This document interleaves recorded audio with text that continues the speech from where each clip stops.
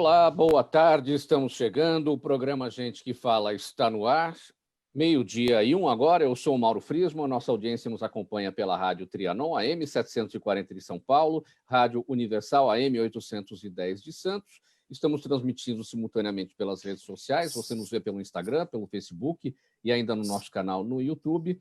Siga a gente, curta, compartilhe os nossos conteúdos, interaja com o programa. Vai o número do WhatsApp para você, 973350038. De novo, 973350038. Não se esqueça de marcar a hashtag Programa Gente que Fala durante as suas interações pelas redes sociais.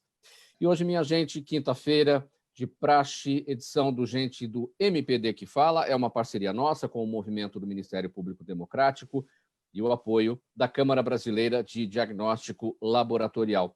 Vamos então escalar o nosso time, compor aqui a nossa bancada para análise e para os debates. Eu apresento inicialmente o doutor Ricardo Prado, procurador de Justiça aposentado, professor. Ricardo Prado, que é o presidente do movimento do Ministério Público Democrático. Procurador, tudo bem? Seja bem-vindo. Bom dia, Mauro, bom dia aos ouvintes, bom dia aos nossos membros convidados da bancada. É um prazer muito grande poder estar com todos vocês. Que o ano seja melhor, que a vacina nos permita um 2021 melhor do que o ano que se encerrou, é o que eu desejo a todos.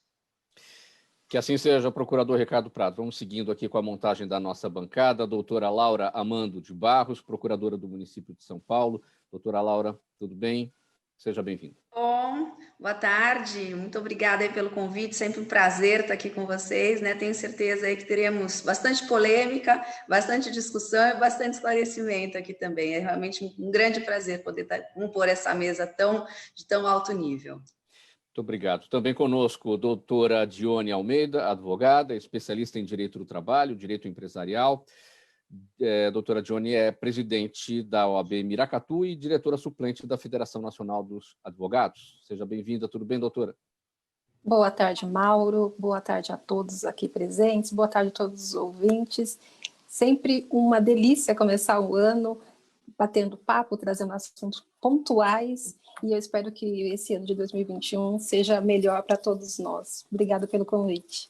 Muito obrigado pela presença. Também conosco o Gonzalo Vecina Neto, professor da Faculdade de Saúde Pública da Universidade de São Paulo, criador da Anvisa, colunista do Estadão.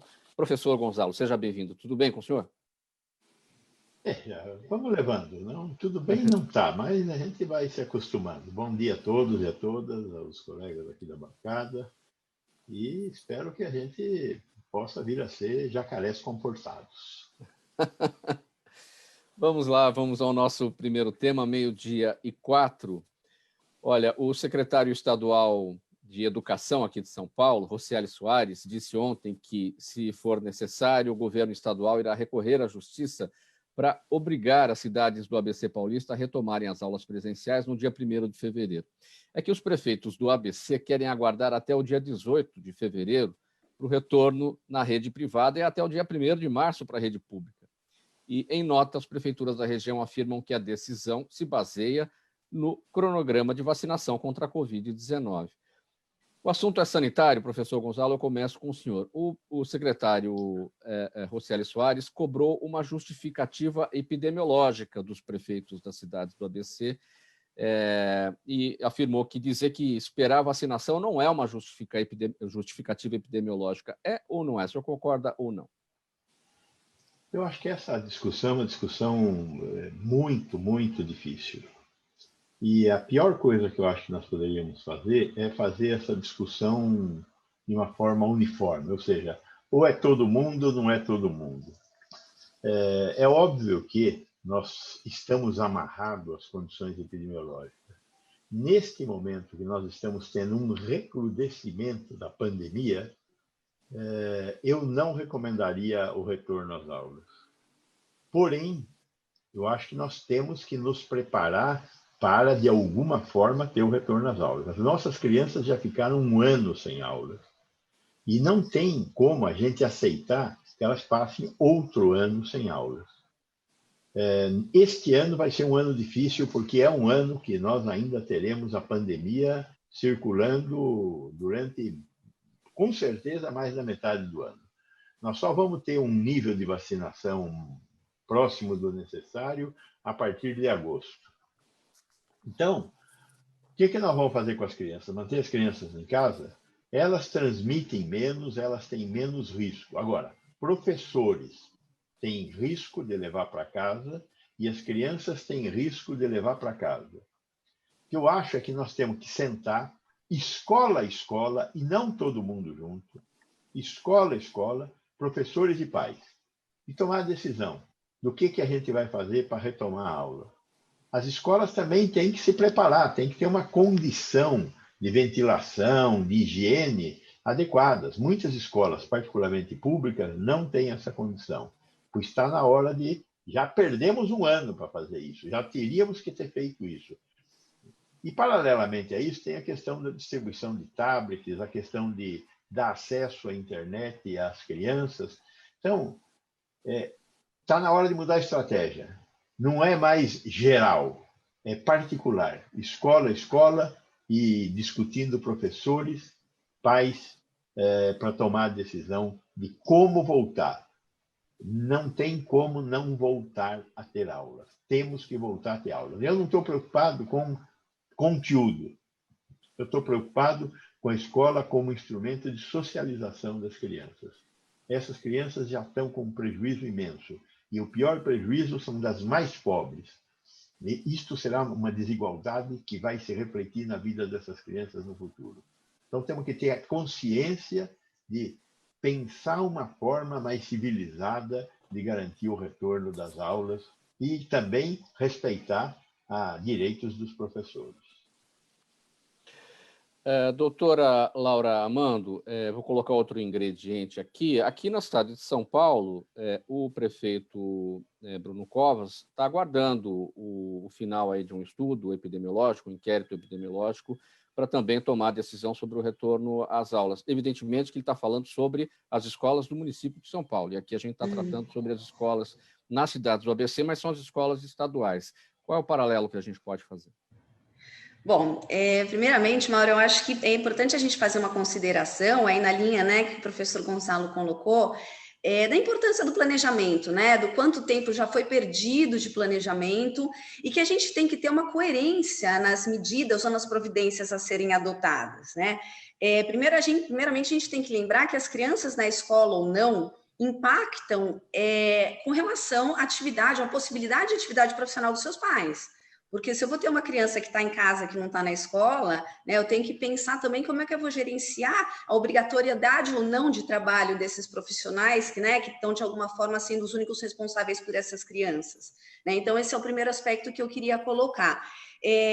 Eu acho importante também a gente ter como norte aqui, né, que o Supremo Tribunal Federal já teve a oportunidade de se manifestar a respeito da autonomia dos estados e dos municípios, especificamente no que tange a questão da pandemia. Né? E nessa oportunidade, o tribunal deixou muito claro e reconheceu expressamente a possibilidade de disciplinas específicas ou de forma diferente da União com relação aos estados e municípios. Inclusive, o ministro Alexandre de Moraes ele foi enfático falando especificamente da questão das escolas. Então, especificamente, pelo menos no que o Supremo já vem assinando, a possibilidade da gente ter distintos regimes, distintas voltas de retorno nas esferas federal e nas esferas municipal e estadual é uma realidade com a qual a gente trabalha hoje. É curioso você colocar essa questão do município de São Paulo, que enquanto eu estava aqui esperando, eu acabei de receber um pop-up aqui do Estadão, parece que o Estadão acabou de veicular uma notícia de que o prefeito Bruno Covas autorizou a volta às aulas em 1º de fevereiro, aí respeitado um patamar de 35%. É claro que essa decisão teria abarcando as escolas públicas e particulares, mas eu acho que realmente a gente tem que ter essa sensibilidade, né? Se as escolas vão estar preparadas para isso, né? O ideal, claro, é que as crianças estejam nas escolas. Agora, não adianta a gente querer fazer isso de solavanco, de atropelo. Ninguém questiona que o ideal é que o mais lógico, que o óbvio até seria um casamento do cronograma de vacinação com o cronograma de volta às aulas, né? Isso aí não precisa ser gênio para descobrir, mas não adianta a gente, nessa altura do campeonato, no dia 14 de janeiro, querer resolver um problema que, né, o ano passado inteiro a gente observou uma inércia aí, no mínimo perturbadora, principalmente por parte do governo federal, dos órgãos responsáveis, enfim. Então, eu tenho esperança de que a gente possa retornar efetivamente o ano letivo dessas crianças. Registro aqui a possibilidade da gente ter uma situação de descompasso entre as esferas estadual e municipal, como já acenado pelo Supremo, mas de qualquer forma a gente tem que esperar aí as decisões oficiais que nos surpreendem e nos atropelam aí diariamente no contexto atual. Então, pegando essa informação, doutora Laura, que a senhora acabou de destacar, a informação acabou de surgir, a Prefeitura de São Paulo liberou o retorno das aulas presenciais na cidade a partir de 1º de fevereiro, e as escolas poderão funcionar inicialmente com 35% da capacidade. A Prefeitura decidiu seguir o cronograma estadual e permitir a abertura de toda a rede agora em 2021. O anúncio acabou de ser feito há poucos minutos. Muito bem, doutora Laura. Doutor Procurador Ricardo Prado, o governo do Estado pode recorrer à Justiça para obrigar as cidades do ABC a retomarem as aulas presenciais em 1º de fevereiro? Cabe isso? Procurador?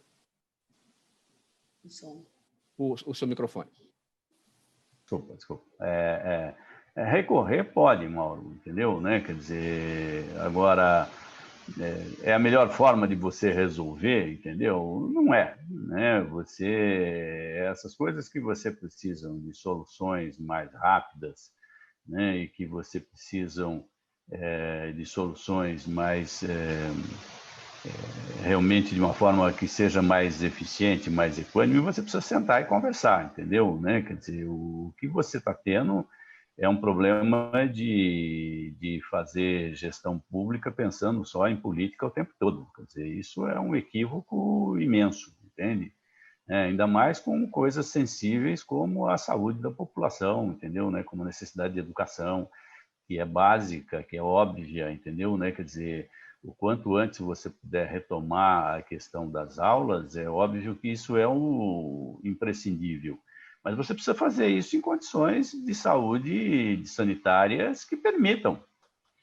Agora, você precisa chamar os interessados e conversar com eles. Quer dizer, você precisa chamar os professores para a mesa, você precisa chamar os pais de aluno para a mesa, aquilo que o doutor Gonçalo ressaltou, entendeu? Né? Para poder criar condições mínimas que permitam esse retorno. Eu acho que os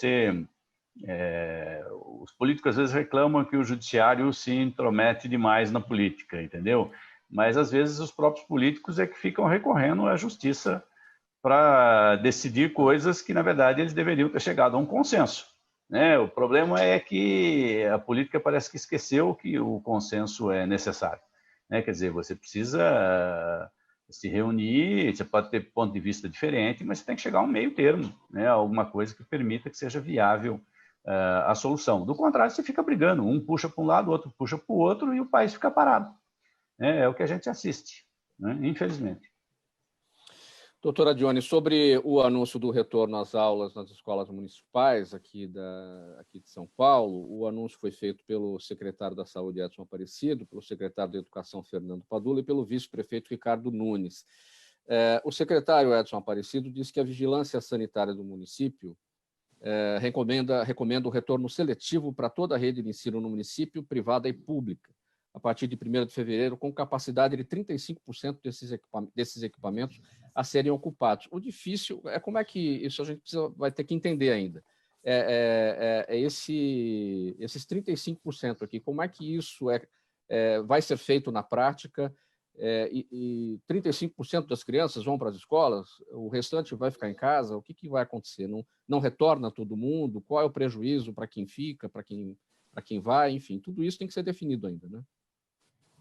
Sim, esses 35%, 30%, inicialmente seriam as crianças de menor idade, né? Porque tem maior dificuldade, inclusive com relação a às aulas online, ao acesso, e os maiores ficariam em casa. Agora, veja, 30%, 50%, tem que ser uma decisão muito segura, tendo em vista para que a gente não perca todo esse esforço que foi feito durante todo o ano de 2020.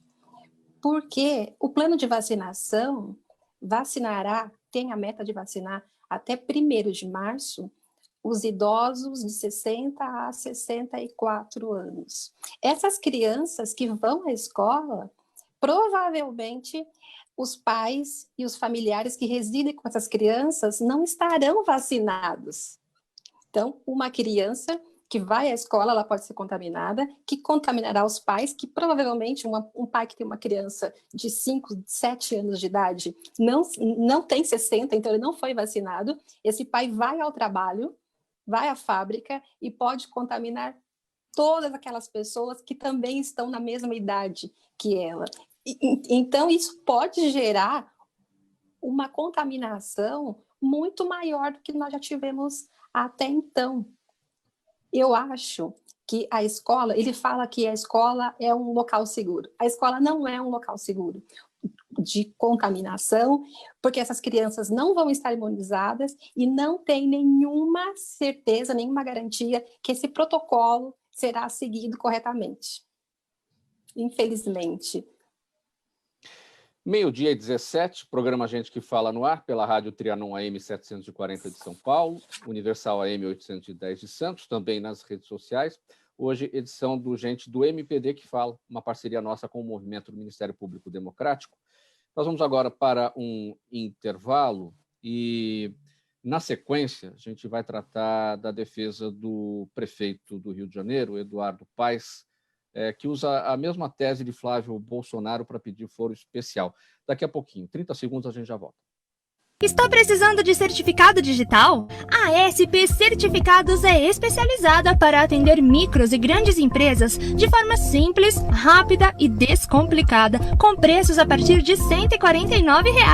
Localizada por toda a Grande São Paulo para estar junto de você, com o certificado digital ideal para sua necessidade. Entre em contato conosco, telefone 11 3854 1144 ou acesse nosso site spcertificados.com.br.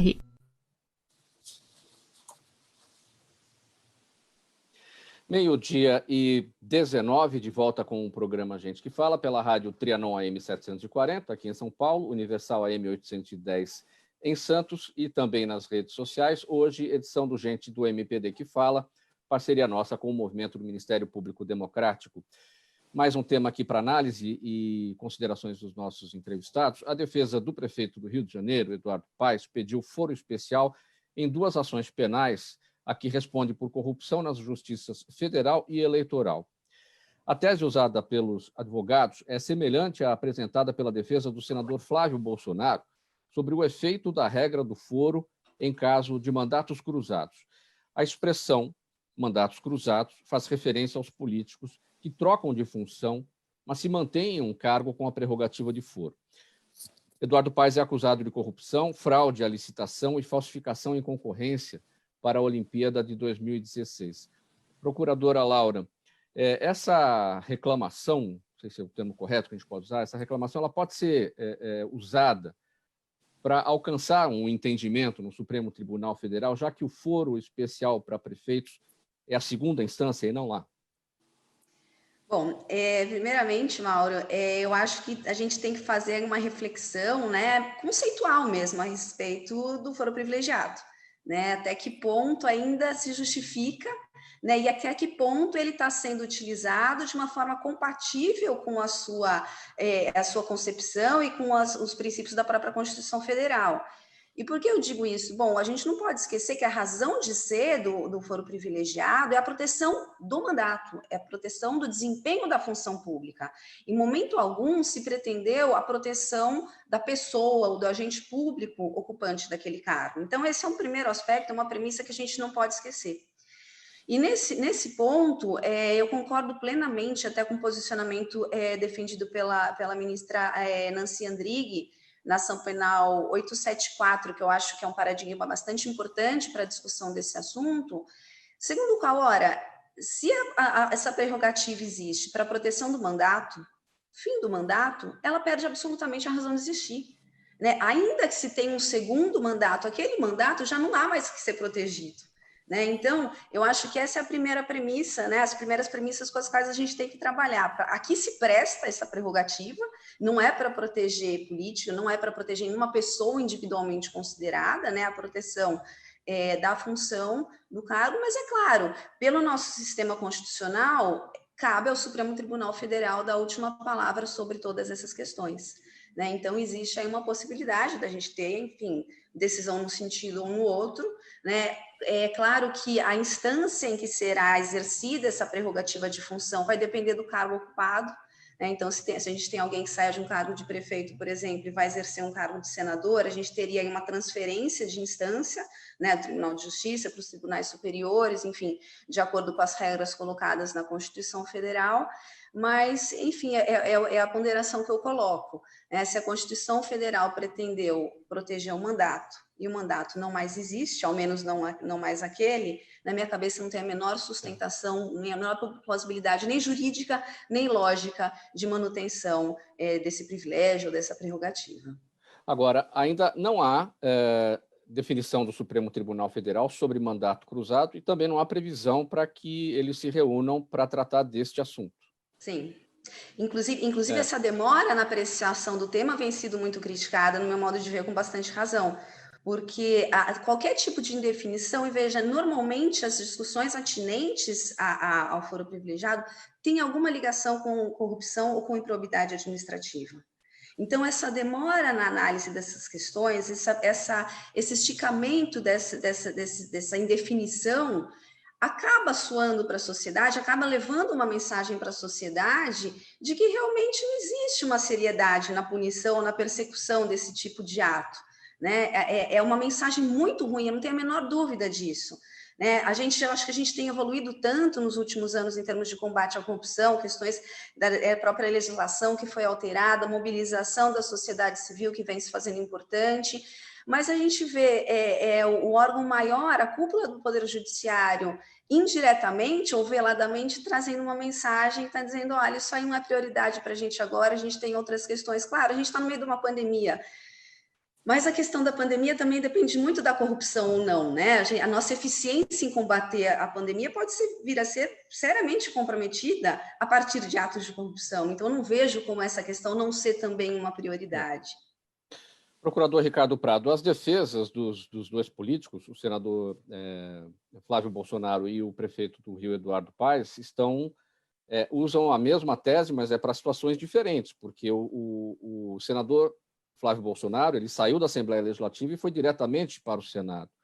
O prefeito Eduardo Paes, ele teve 2 mandatos, ficou fora do poder e agora voltou à Prefeitura do Rio de Janeiro. Então, são situações distintas. Procurador? Você terá várias situações um pouco diferentes uma da outra, Mauro, né? Nessa questão dos mandatos cruzados. Né? Você, prefeito que vira deputado, deputado que vira prefeito, sai do cargo, depois volta, entendeu? Né? Você criou realmente um complicador, na verdade. Né? A última decisão do Supremo deixou uma parte da questão em aberto, e isso realmente está gerando problemas, entendeu? Né? Quer dizer, aquilo que era para ser definido pelo Congresso, e não foi, né? Nós voltamos aí na questão, né? Você tem lá a emenda do senador Álvaro Dias, né? Acabando com o foro privilegiado, salvo por presidente dos 3 poderes, né? Acabou não sendo votado. E o Supremo acabou, então, mudando a sua interpretação e restringindo essa questão do foro privilegiado. Dizendo, o foro só se aplica enquanto a pessoa estiver no exercício do cargo, em razão e for fato ocorrido em razão do cargo. Né?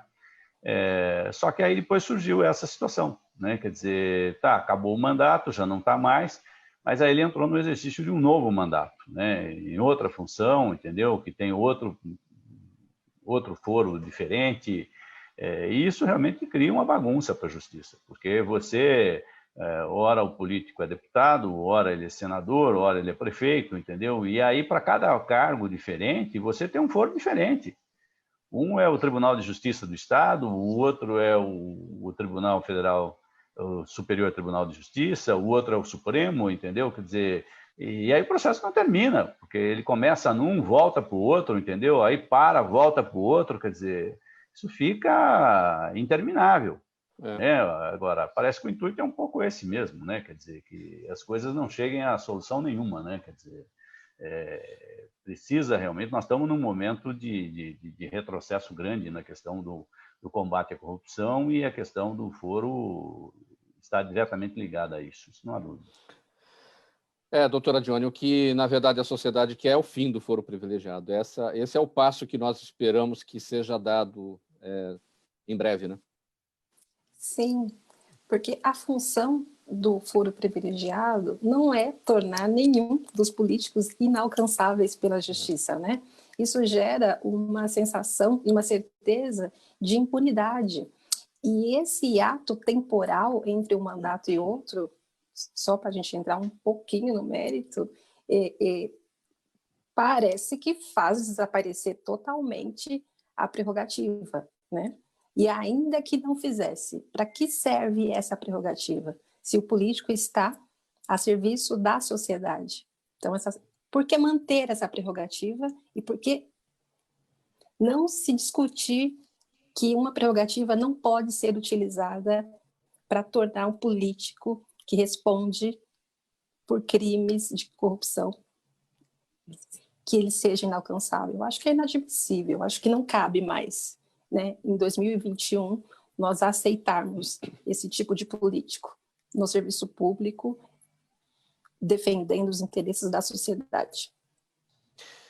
12h28, programa Gente que Fala, de quinta-feira, edição de quinta-feira, gente do MPD que fala, parceria nossa com o Movimento do Ministério Público Democrático e o apoio da Câmara Brasileira de Diagnóstico Laboratorial. Professor Gonzalo, eu vou pular o senhor, mas vou colocá-lo nessa discussão agora. Foi divulgada ontem a 31ª edição do Relatório Mundial sobre Direitos Humanos no Mundo, editada pela ONG Human Rights Watch, e que diz que o presidente Jair Bolsonaro tentou sabotar medidas de combate ao novo coronavírus. O relatório afirma que o presidente minimizou a doença, disseminou informações equivocadas, tentou impedir governos estaduais de imporem medidas de distanciamento social, tentou restringir a publicação de dados sobre a doença, demitiu seu ministro da Saúde por defender as recomendações da Organização Mundial da Saúde e defendeu o uso de medicamentos sem eficácia comprovada para tratar a Covid-19. Bom, diante deste elenco de situações apontadas aqui pelo relatório, doutor Gonzalo, quais são as implicações internacionais disso aqui para o presidente Bolsonaro? Primeiro, é importante a gente referir que é tudo verdade, né? Então, em sendo tudo verdade, quais serão as providências, né? Este país é um país de grande problema. Um dos grandes problemas do Brasil, com certeza, é essa história da impunidade. A gente faz e ninguém paga nada, né? Nós temos uma legislação, toda ela muito criminalizante. Eu sou um administrador público com mais de 40 anos de exercício na administração pública federal, estadual e municipal. Eu acho o administrador público um herói, porque qualquer bobagem, faltou assinatura na página 55, isso vira um processo. E, com todo respeito aqui ao procurador, etc., os procuradores vão atrás, e é uma coisa criminalizante. Então, de um lado, você tem um negócio absurdo desse. Do outro lado, você tem um cara fazendo um monte de crimes como este presidente e não acontece nada. Neste momento que nós estamos aqui conversando, tem gente morrendo em Manaus por falta de oxigênio na cidade de Manaus. Quem sabe que Manaus é uma ilha, sabe que para chegar oxigênio lá, 7 balsas. Não tem muito jeito. Não tem oxigênio. De quem é a responsabilidade? Isso é um crime? Na cidade de Manaus, que normalmente enterra 30, 35 pessoas por dia, nós estamos enterrando 185 pessoas hoje. De quem é a responsabilidade? O governador do Amazonas tem algo a ver com isso? O prefeito de Manaus tem algo a ver com isso? Para que serve um negócio chamado Estado? Eu acho que está na hora da gente colocar essas coisas nos seus devidos lugares. Nós temos que olhar esse relatório da Human Rights Watch de uma forma diferente, porque tudo que está escrito lá sobre o Bolsonaro é verdade. Aquilo são crimes ou não são crimes? Eu espero que a comunidade internacional exorcize em praça pública o nosso presidente. Mais do que isso, eu não consigo imaginar que eles consigam fazer. Quero saber o que nós, brasileiros, vamos fazer, o que a justiça brasileira vai fazer. Era a minha próxima pergunta, professor Gonçalo, porque do alto da sua experiência de 40 anos como gestor público na área da saúde, e diante de tudo que o senhor já viu, o senhor acredita num efeito prático a partir desse relatório, no sentido de responsabilização? Não, não acredito. Estou muito cético. Nestas alturas da minha vida e do que eu já assisti, estou absolutamente cético. Qual o seu olhar para a reunião que vai acontecer no domingo agora, entre os diretores da Anvisa, para a definição da concessão do uso emergencial das vacinas? Sob o peso do olhar do Brasil, eles vão aprovar as 2 vacinas. Não existe nenhum sinal de que falte documento em qualquer um dos 2 dossiês. O que eles emitiram de sinal que faltava, o Butantan assumiu que faltava, e faltava mesmo, não é politicagem, e eu espero que o Butantan tenha entregue. E eu espero que o Butantan tenha entregue porque a agência não reclamou mais. Então não veio a público para reclamar. Ela vai fazer uma sessão, todas as sessões de diretoria colegiada são públicas. Esse negócio de que vai ser filmado, etc., é natural filmar. Faz parte do processo de transparência e tomar decisão da agência. Quem prepara a decisão? A equipe técnica, que é fantástica. Os diretores, tem lá, um dos diretores foi indicado pelo Bolsonaro. Mas os diretores estão sob a vigilância do corpo técnico da agência. Então, eu não acredito que haja politização na decisão que tem que ser técnica. Então, no domingo, como todos os sinais que nós temos indicam que a documentação está completa, a agência deverá aprovar a utilização emergencial das 2 vacinas. E as 2 vacinas já existem em território nacional e nós começaremos a vacinar na semana que vem. Eu fiz essa pergunta sobre o seu olhar sobre essa reunião que vai acontecer no domingo, porque eu fiz essa pergunta também nos últimos dias, porque as informações até aqui eram... conhecemos os dados da eficácia da Coronavac, faltavam até informações que tínhamos, alguns documentos que deveriam ser entregues à Anvisa. Então, temos a vacina e não temos todos os documentos. E no caso da vacina de Oxford, temos os documentos e não temos a vacina, porque está lá na Índia ainda, porque precisa vir para cá. Então, enfim, e o domingo está logo aí. E o governo, o ministro Pazuello, quer vacinar no dia 19. E o Dória, nosso governador, quer vacinar no dia 25. Os 2 vão ser felizes. Então, aí o senhor está... Conheço bem de perto isso. O avião vai chegar com os 2 milhões de doses da Índia. Já tem 10 milhões de doses aqui no Butantan da vacina chinesa. A Fiocruz começa a envasar em seguida, com 2 turnos de trabalho por semana, vai envasar 3 milhões e meio de doses por semana a partir do início de fevereiro. Então, vamos ter vacina. Talvez eu gostaria de que tivéssemos mais vacinas, mas vamos ter em torno de 15 a 30 milhões de doses mês a partir de março, até cobrirmos as necessidades brasileiras lá por volta de outubro. Eu estou insistindo nesse tema só com o senhor, professor Gonçalo, para a gente esgotar algumas possibilidades. A questão da vacinação pelas clínicas particulares. A sua opinião a respeito disso? Isso deve... Imoral. Não tem outro nome. Porque quem tem dinheiro não pode ter acesso a algo que te cria uma condição só para você. Porque quem tem dinheiro vai comprar uma vacina e se proteger quando o Estado deveria estar protegendo a todos.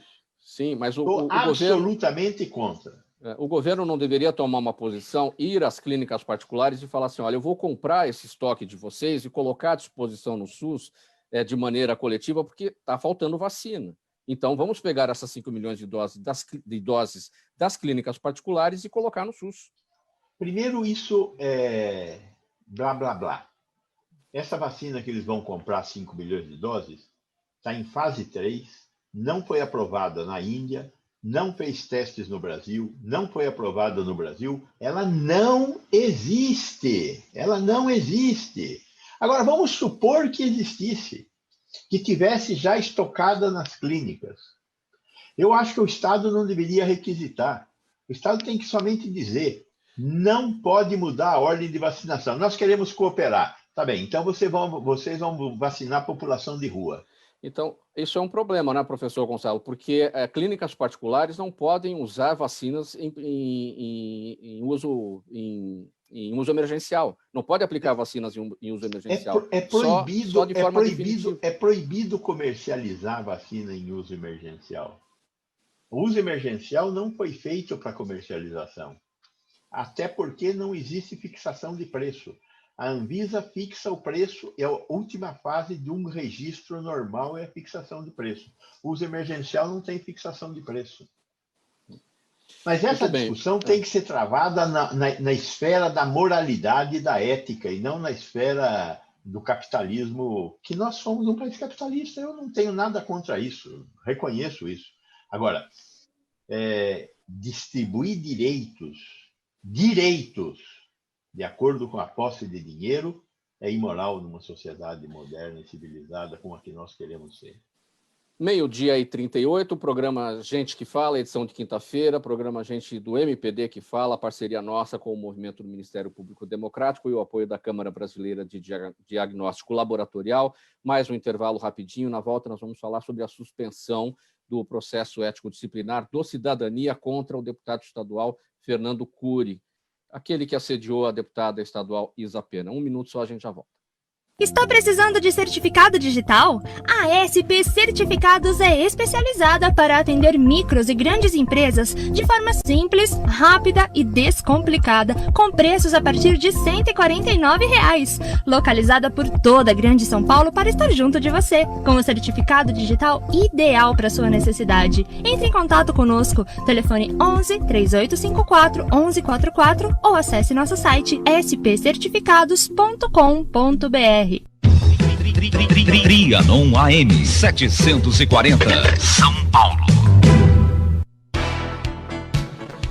12h39, programa Gente que Fala de volta. Nós vamos tratar agora do seguinte caso. A juíza Thaísa de Moura Guimarães, da 20ª Vara Civil de Brasília, deferiu liminar nesta terça-feira, determinando a suspensão do processo ético-disciplinar que o Cidadania abriu contra o deputado estadual paulista Fernando Cury por assédio à deputada Isa Pena do PSOL.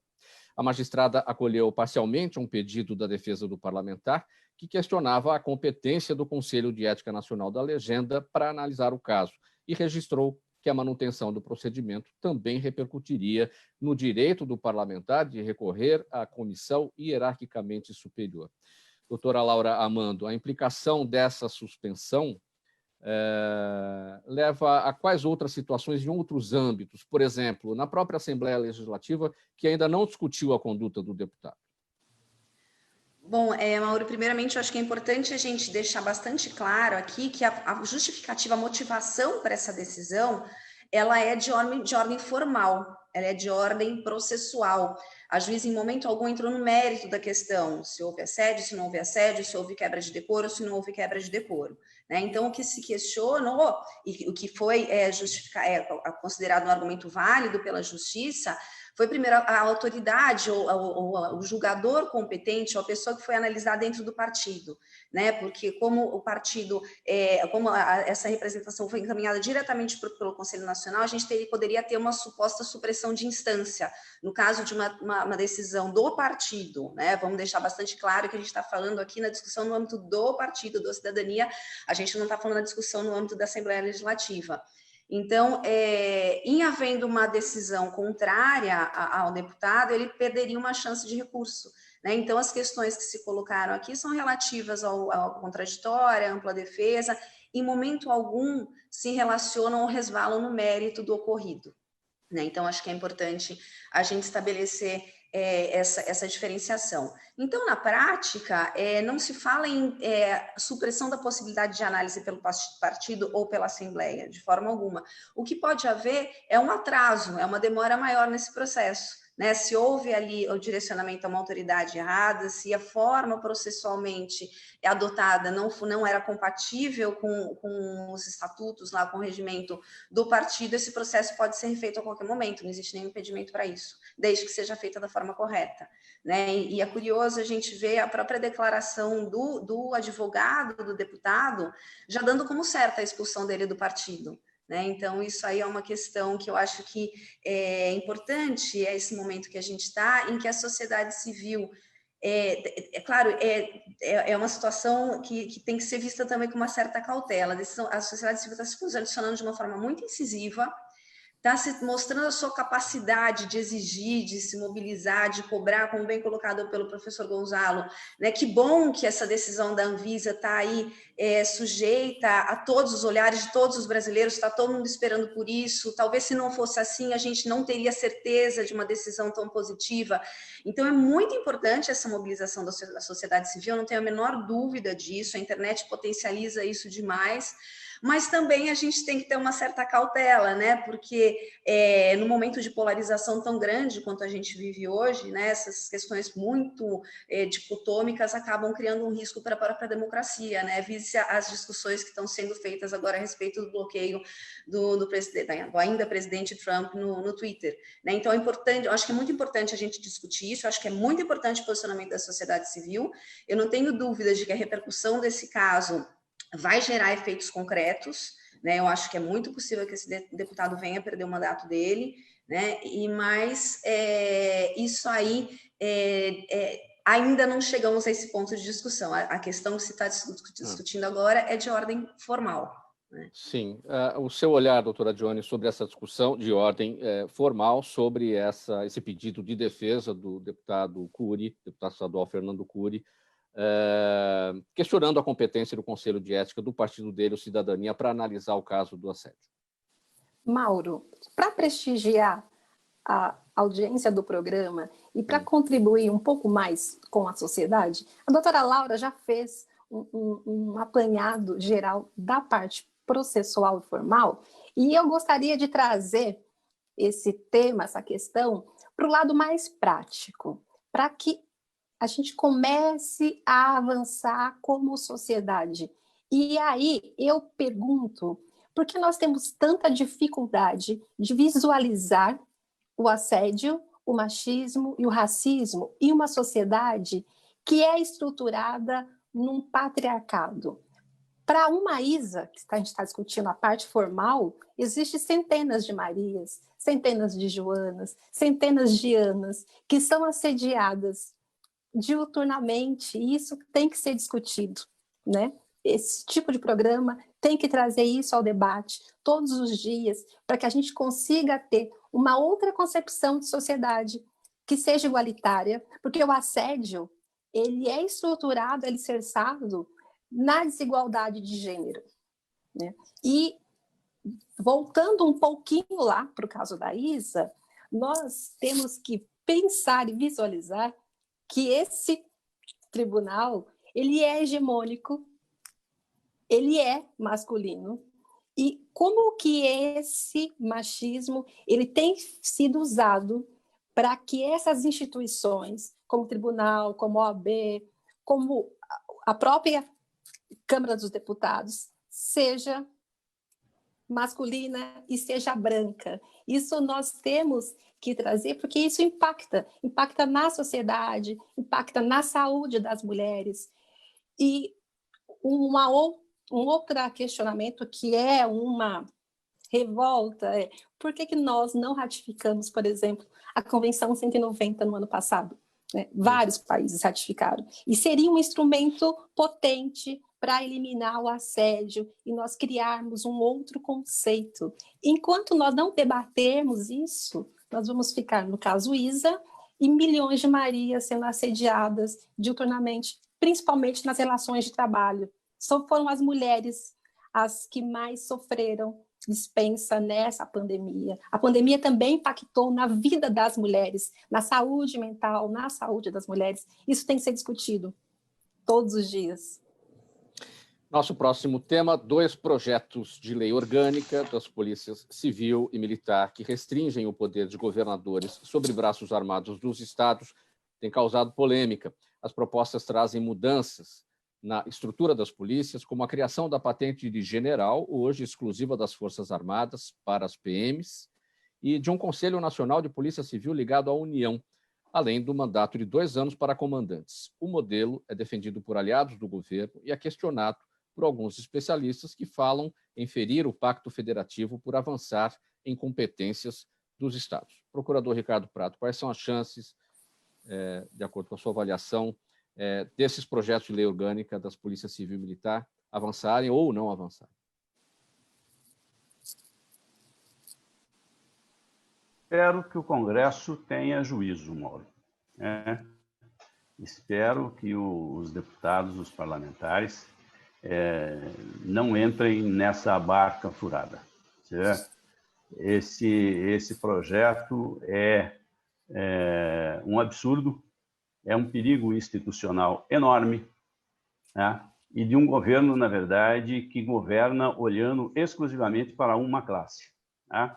Você tem o governo querendo, na verdade, controlar o restante da sociedade a partir das Forças Armadas e a partir das polícias. Tá? E, com isso, sujeitar todos os demais à sua opinião, à sua vontade, a não ser contestado em hipótese alguma. Né? O que você tem, na verdade, no Pacto Federativo é uma distribuição de competências entre União, Estados e município. A União, na verdade, tem as suas competências delimitadas na Constituição. As polícias militares e polícias civis são atribuições dos governos estaduais, exclusivamente dos governos estaduais. Tá? Então, elas estão sujeitas, sim, aos governadores. É assim que tem que ser, é assim que deve ser. Né? E está sujeita à ingerência política? Sim, está sujeita à ingerência política, faz parte disso. Na verdade, quando você elege o governador, a população tem o direito de discutir, inclusive, a política de segurança pública. Quer dizer, vai punir droga? Não vai punir droga, entendeu? Vai punir aborto? Não vai punir aborto? Isso você debate durante a campanha eleitoral. E cabe ao governador, depois, a partir dos projetos de lei aprovados pelo Congresso e aprovados pelas Assembleias Legislativas, aplicar essa política. Então, as polícias estão sujeitas, sim, ao controle dos governos estaduais, assim tem que ser. E isso é princípio fundamental das democracias para quê? Divisão de poder. Divisão de poder. Nós estamos vendo, claro, que o poder sempre foi motivo de corrupção, sempre foi motivo de desmando, sempre foi motivo de abuso, né? E a forma que a sociedade moderna descobriu de fazer com que essas coisas diminuam, né? Você não consegue acabar, mas você consegue diminuir, é exatamente dividindo o poder. É você separando. Cada um vai mandar num pedacinho só, única e exclusivamente. Para quê? Para que você crie, inclusive, mecanismos que você possa corrigir desmandos. O professor Gonçalo mencionou agora de pouco a questão do relatório dos direitos humanos. Quer dizer, você tem um problema seríssimo da justiça de você conseguir se impor ao poder político. O poder político é muito forte. Né? Ele tem o controle das finanças do Estado, ele tem o controle do Exército, ele tem o controle das Forças Armadas. Como é que o juiz, na verdade, com a caneta exclusivamente, consegue botar ordem em tudo isso? Né? Então, quer dizer, a justiça presta uma parte, um serviço importante, mas ela não consegue controlar todos os erros que, eventualmente, a sociedade possa fazer. Então, é preciso que o cidadão, né, cobre dos seus políticos, das pessoas com quem ele votou, quem ele elegeu, e mesmo aqueles que ele não elegeu, aqueles que, na verdade, estão no comando do país, que elas sigam pelo caminho correto. Né? A sociedade hoje adquiriu novos meios de mostrar a sua voz, né? De mostrar a sua importância. Cobre dos seus políticos, das pessoas com quem ele votou, quem ele... E aí, na verdade, você direcione a vontade da população para aquilo que realmente precisa. Como está acontecendo agora com a vacinação. A população tem que cobrar a vacina. Os governos têm que fazer isso, é obrigação. Né? A população precisa cobrar que tenha oxigênio, que tenha coisa em Manaus, tem que cobrar. Né? Você precisa cobrar responsabilidades. A justiça ajuda? Ajuda, mas não vai resolver todos os problemas. Né? Se a população não se manifestar, não se mexer, você não vai ter. Então, essa questão de aprovação de projeto de polícias, não pode. O governo federal já tem o comando das Forças Armadas. Né? O comando das polícias é dos governos estaduais, isso está na Constituição e assim deve ser. Fora disso, você está afrontando a Constituição brasileira de forma absolutamente gritante. É contrário ao princípio federativo. Isso não deveria nem ser motivo de deliberação por parte como projeto de lei, porque isso é questão constitucional. Faltando 8 minutos para 1, perguntas da audiência do programa Gente que Fala. Eu vou pedir brevidade a todos, tem perguntas para todo mundo. Lourdes Vila Piovesani está com a gente no Facebook, pergunta... Ela tem uma dúvida, professor Gonzalo. O resultado da Coronavac em 50% significa exatamente o quê? Estamos protegidos? Estaremos protegidos? Pergunta aqui a Lourdes. Eu faço uma pergunta a mais aqui para complementar. Isso significa que metade daqueles que tomarem estarão protegidos?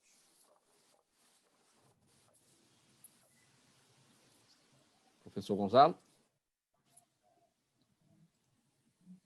Seu microfone está fechado, professor. Fiquei muito entusiasmado.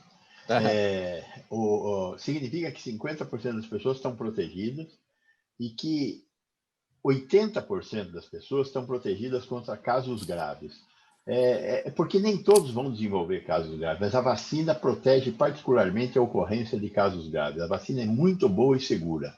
Estou na primeira fila, no primeiro lugar da fila para tomar a vacina. Eduardo Santana, nossa audiência no Instagram. A doutora Laura, ele pergunta que fim levaram as investigações sobre a chamada máfia da Cidade Limpa? Bom, Ricardo, eu agradeço a sua pergunta, né? Então, Ricardo, na verdade, eu não estou mais na controladoria, né? Essas investigações tiveram início realmente quando eu estava exercendo a função de controladora geral do município, mas desde o finzinho de 2007 eu já não desempenho mais essa função. Então, infelizmente, eu não tenho essa informação para te passar, mas eu te convido aí a dar uma olhadinha no site da controladoria, que, né, pelo princípio da transparência, a gente imagina que todas as informações devem constar, ou se você tiver alguma dificuldade, a gente sempre tem a ferramenta do ESIC, né, a Lei de Acesso à Informação nos garante aí os pedidos de acesso, te orienta a fazer, né, se necessário, que faça aí essa consulta via internet, você não precisa sair da sua casa, total distanciamento social, para saber realmente qual foi a conclusão dessa investigação. Te agradeço. Carlos Delfino, com a gente no Facebook, nossa audiência na rede social. Doutora Dione, ele pergunta por que a eleição para a presidência do CODIVAR, o Consórcio de Desenvolvimento Intermunicipal do Vale do Ribeira, foi parar na Justiça. Ele pergunta se essa briga já terminou. Não tenho conhecimento, mas acho que no site você consegue ter todo esse acesso bem atualizado. Não tenho conhecimento em qual foi o desfecho desse caso. Sim, o seu Jaime, do Jardim Bonfilholi, Zona Oeste aqui de São Paulo, sempre com a gente. Doutor Ricardo Prado, ele pergunta a sua posição sobre a decisão do Supremo, que pode abrir brecha para a defesa da honra.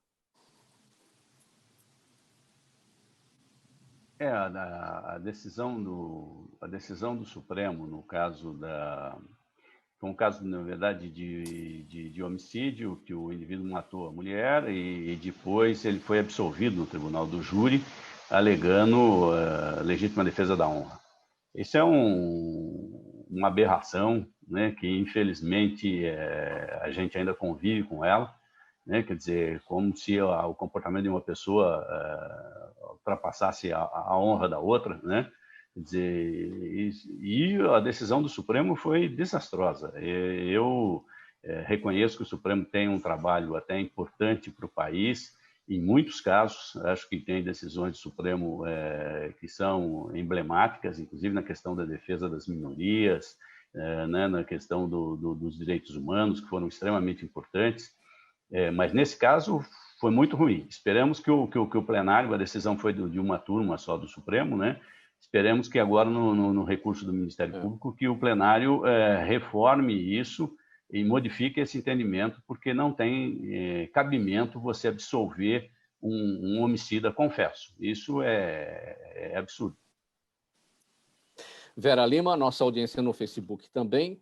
Professor Vecina, ela pergunta a sua opinião sobre o surgimento de pelo menos 3 novas cepas do vírus, do coronavírus, se isso pode prejudicar a imunização da população. A mutação é uma constante na vida de todos nós. Todos nós temos um material genético que muta devagarzinho, mas muta. Nós não morremos com o mesmo material genético que nascemos, nós vamos mudando. É uma ciência chamada epigenética que estuda isso. Os vírus são uma estrutura muito simples, entram nas células e põem o material, o maquinário genético para funcionar e reproduzi-los. Essa reprodução vem sempre com pequenos errinhos. Esses errinhos podem fazer com que o vírus desapareça e podem fazer com que ele mude e fique mais grave. Neste momento, o que nós temos observado é que esses vírus estão ficando mais infectantes. Agora, ele poderia sofrer uma mutação tão pesada que ele ficaria resistente às vacinas que nós temos aí. Até o momento, isso não aconteceu. E eu espero que não aconteça até que a gente consiga vacinar todos. Por isso é importante que todos se vacinem, porque quem não se vacinar vai continuar tendo vírus e o vírus vai continuar mutando. Então, enquanto todos não se vacinarem e o vírus não parar de circular, nós continuamos sob o risco de uma mutação que poderá nos dar um novo vírus muito mais letal. É o chamado efeito de rebanho. É isso. Exatamente. Muito bem. Sua despedida, professor Gonçalo, em 5 segundos, por favor. Muito obrigado. Façam a sua parte. Nós temos que ter melhores governantes, mas depende de nós querermos. Até a próxima. Professor Dr. Ricardo Prado, sua despedida, 5 segundos. Agradeço aos ouvintes, agradeço a produção do programa, aos nossos convidados. É sempre um prazer, uma honra muito grande. E é isso aí. As pessoas precisam se informar melhor, né? O programa vem nesse sentido, né? Informação de qualidade é fundamental para que as decisões sejam melhores. Doutora Johnny, 5 segundos. Boa tarde a todos, muito obrigada. Bom ano, com muita saúde e muita informação. Doutora Laura Amando, 5 segundos. Bom, só agradecer, né, essa aula, né, essa discussão riquíssima que a gente teve, agradecer a audiência e, enfim, cuidem-se, cuidem-se. Muito obrigado pela presença de todos. Procurador de Justiça, doutor Ricardo Prado, procuradora do município de São Paulo, Laura Amando de Barros, a doutora Johnny Almeida, advogado, especialista em Direito do Trabalho e Direito Empresarial, e o professor Gonçalo Vecina Neto, criador da Anvisa, colunista do Estadão. Agradecimento em nome de toda a equipe do programa Gente que Fala. Termina esta edição do Gente do MPD que Fala, parceria nossa com o movimento do Ministério Público Democrático e o apoio da Câmara Brasileira de Diagnóstico Laboratorial. Obrigado pela audiência, você, ouvinte, espectador, a razão da nossa presença aqui todos os dias. Tchau, tchau, até amanhã.